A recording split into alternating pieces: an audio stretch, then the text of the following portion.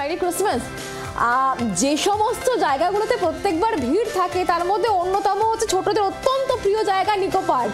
নিকো পার্কে এই মুহূর্তে ছবিটা ঠিক কেমন পায়?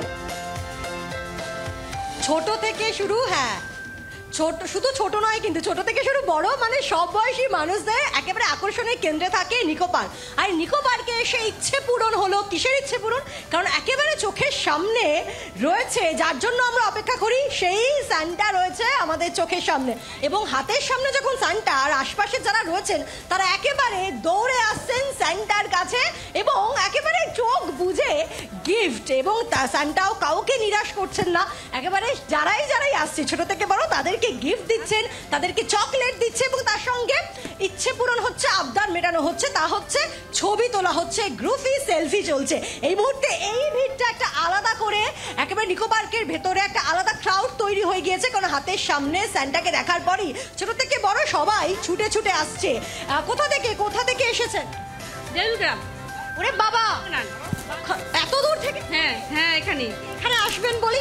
হ্যাঁ এখানে আসবো বলে। তোমার নাম? পরিধি সূত্র। স্যান্টা কি গিফট দিল? স্যান্টা কি দিল? চকলেট দিয়েছে? কোথায় চকলেট খাওয়া? আচ্ছা, চকলেট দেওয়ার সঙ্গে সঙ্গে চকলেট একেবারে মেটে। আর এখানে দেখি কোথা থেকে এসেছো?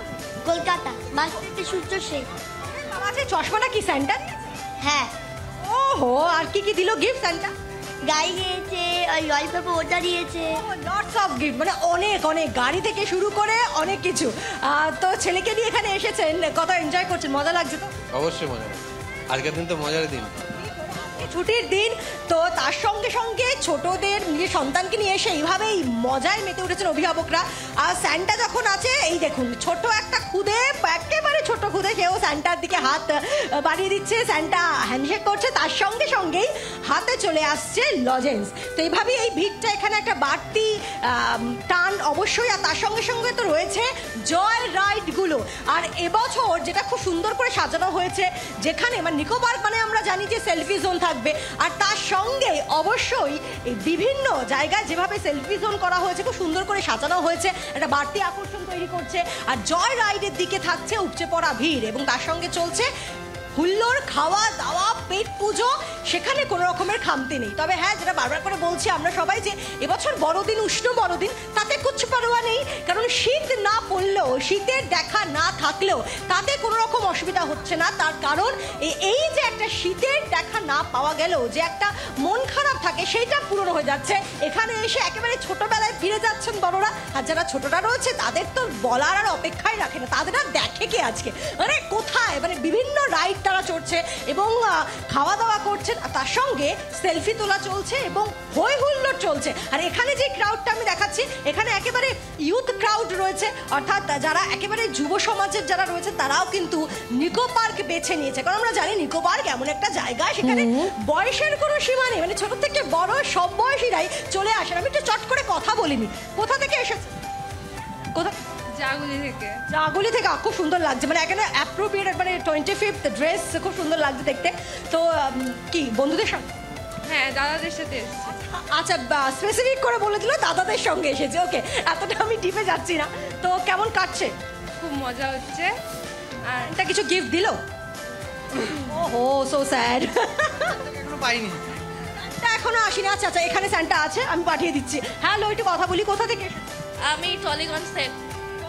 বন্ধু? হ্যাঁ। সকাল থেকে এখানে আছো, শীতের তো দেখানি, মন খারাপ লাগছে? হ্যাঁ, একটু তো লাগছে, কারণ খুব গরম লাগছে।